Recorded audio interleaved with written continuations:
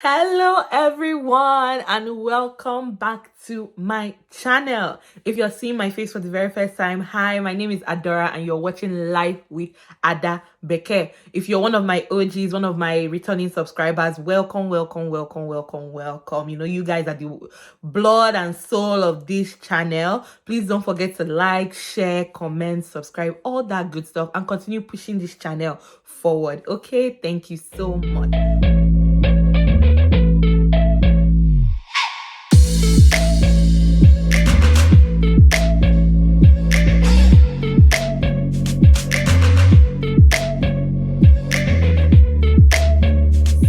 Today, I came to come and give review of my internal medicine rotation. So how the block goes at our school. So it's a 12-week block with 4 weeks of it being primary care, so outpatient. So I started my 4 weeks and I did the review of how that went already. So I already did my 4 weeks of primary care and that one was done.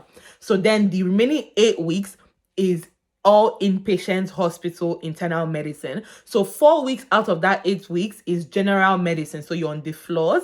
And then 3 weeks out of that is you're in a consult service, a subspecialty service. And then 1 week of that, you're in the ICU. So and these 8 weeks can be scattered, each person has their own permutation essentially. By the end of it all of us have done like the same thing in the 8 weeks. Okay, and so I've already taken my shelf, the whole thing is over, I submitted all the assignments, all the projects, everything is done. So we're just on a little break, it's not like a break, but it's just like a transition, and then I'll be starting surgery. As a result, I say let me come and gist you guys the good, the bad, and the ugly from my IM rotation. So I'm going to be looking down because I wrote some pointers. So don't be confused. But let me start from the good. So one thing I really loved about IM is that I came across a lot of lovely teachers. I felt like there were a lot of people who really wanted to teach. They wanted to teach you medicine. They wanted to teach you like how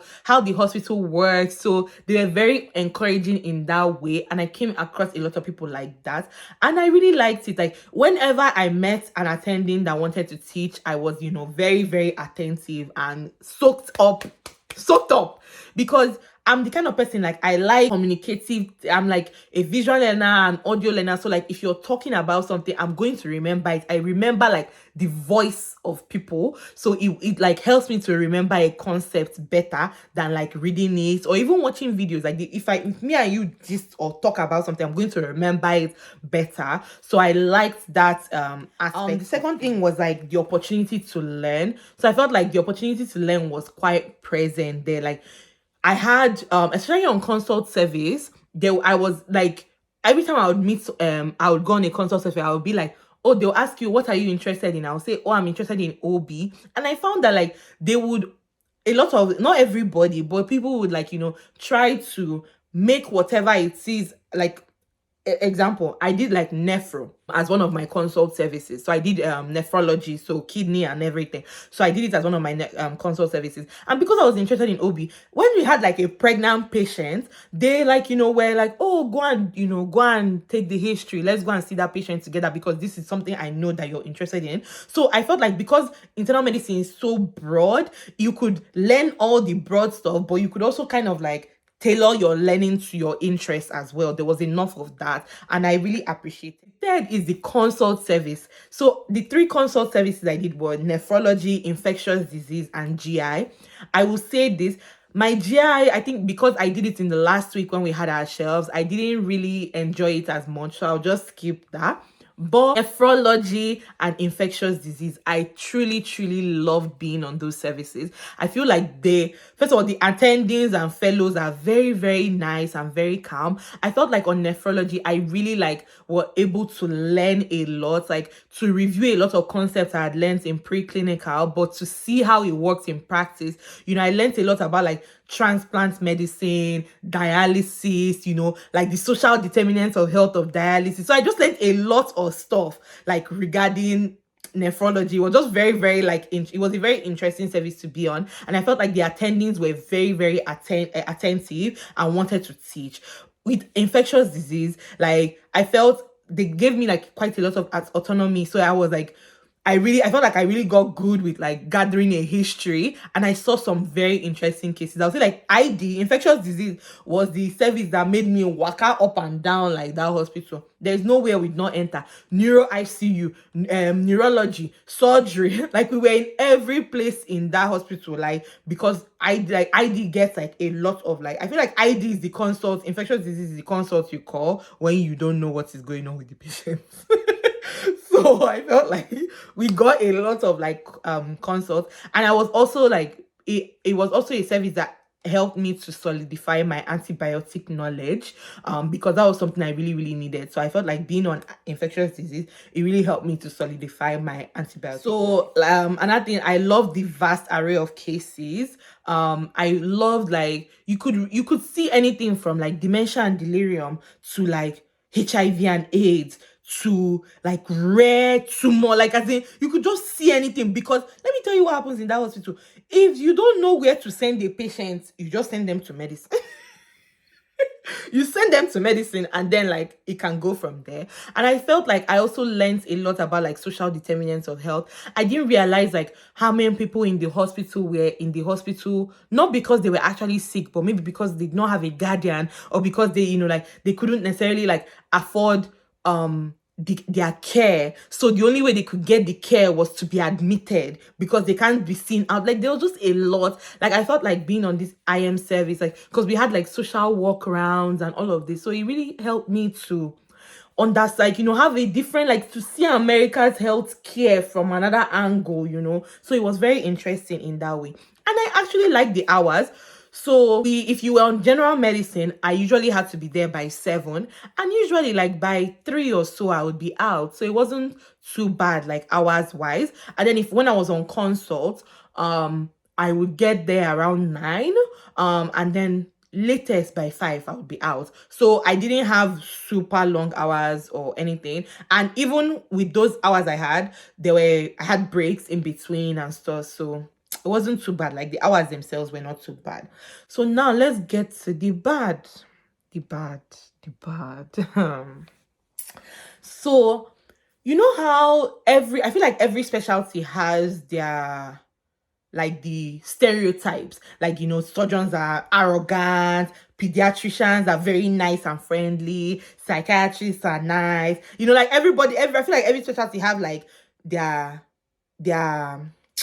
the stereotypes, but internal medicine has all of them inside. So like I felt like each week I never knew what to expect. Like I could never fully set expectations, like even till the end, till the last week.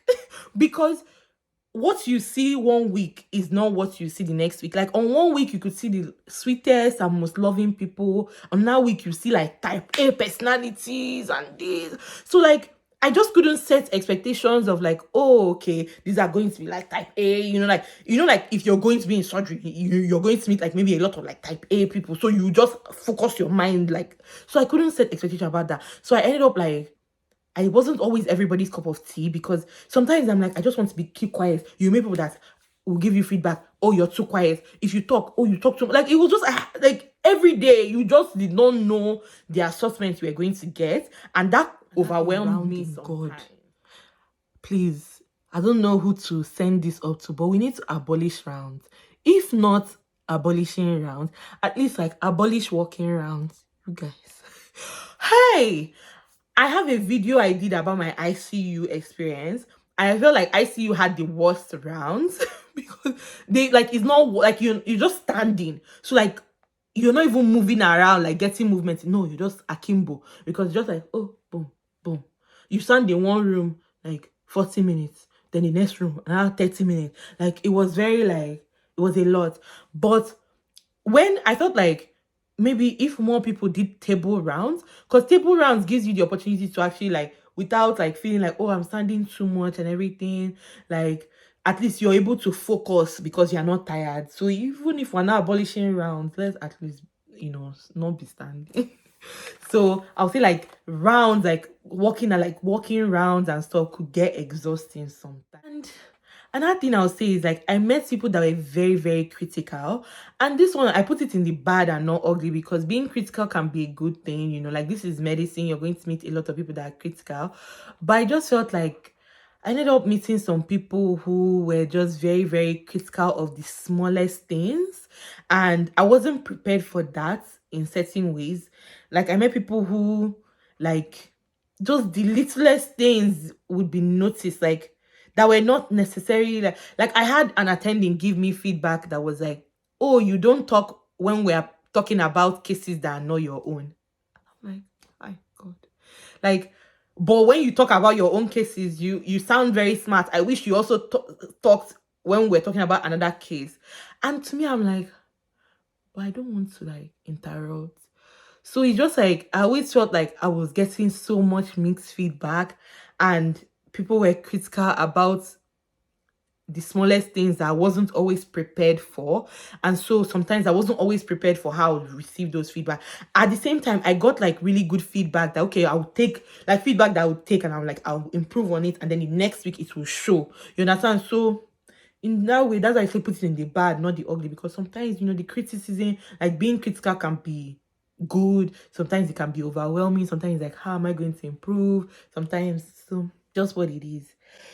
Then time for the ugly. Moving on into the ugly. So ICU. God. I have a video about my ICU experience because it really deserved its own video. But I found the ICU to be very exhausting for me, and it was not a place where I thrived. Because one, I realized like one of the things I like about medicine is patient interaction. And a lot of times, a lot of patients in the ICU are either in coma or they are ventilated, they cannot really communicate with you. And I didn't like that. I didn't like that at all. Like, I just didn't feel like I thrived in that experience. It's very regimented. I didn't feel like I could think. Like, I didn't feel like I had time. Sometimes I'm the kind of person that like sometimes I just want to like think about things. And sometimes I didn't feel like I had that opportunity. So it was just not a place personally where I felt like I thrived. I have a whole video about my ICU experience. I think part of it was also like the attending that was on with. I felt like it wasn't a very encouraging environment for me. And it was it is. I'm not going back to the ICU. And one of the ugly parts is that sometimes you feel useless because the medicine, depending, like if you're not on a subspecialty, for the most part it's not a procedural specialty, so it's not something that, oh, maybe you're always like doing something hands-on.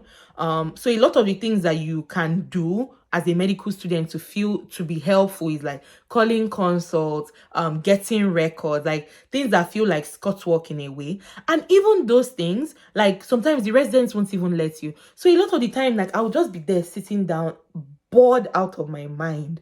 And I'm like, you would ask like 100 times, oh, can I do this? Can I do that? And they're like, oh, I've already done it. I've already done it. Like, and I'm just like, why am I here? And it's one thing, oh, like, oh, if they say I've already done it, I've already done it, and it doesn't reflect badly on you. But a lot of times, like, there was one week in particular where like the attending would be like, oh, you guys should help. And we're like, we are trying to help, but they are rejecting our help. Have you seen that kind of thing before? So it was just like, and then it like it now looks like, oh, is it that you're not helping because the attending is not there the entire time? So I found that to be very, very difficult to navigate, extremely difficult to navigate, like, because you just feel useless. I'm like, why am I here? Like, after you've done like morning rounds and or like presented, it's like, what are we doing here? Like, it doesn't feel like I'm being useful. Like, it didn't always feel like I was a useful member of the team. My best time, like one of my best times on general medicine, was a team where we were calling consults, we were allowed to like contribute to the patient care. Like, the attending would ask us like, oh, what do we want to do? Like, those kind of things.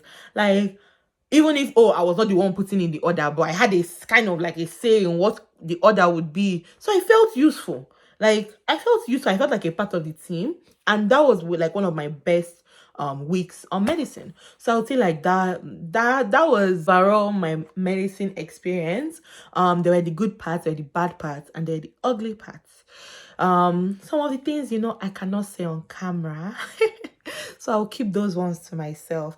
But at least I hope what I've shared, if you're someone who is going to be going into your medicine clerkship soon, let me know if that's something that ends up like, resonating for you. If you're someone who have already done medicine, if you're maybe a medicine intern or resident, is what I'm saying true? Are those some things that you've seen for yourself? If you're a med student currently on your medicine rotation or have finished your medicine rotation, is that so? Are these things like things that you also notice yourself? Let me know in the comments. Don't forget to like, share, subscribe, and I'll see you all in my next one. Okay, bye.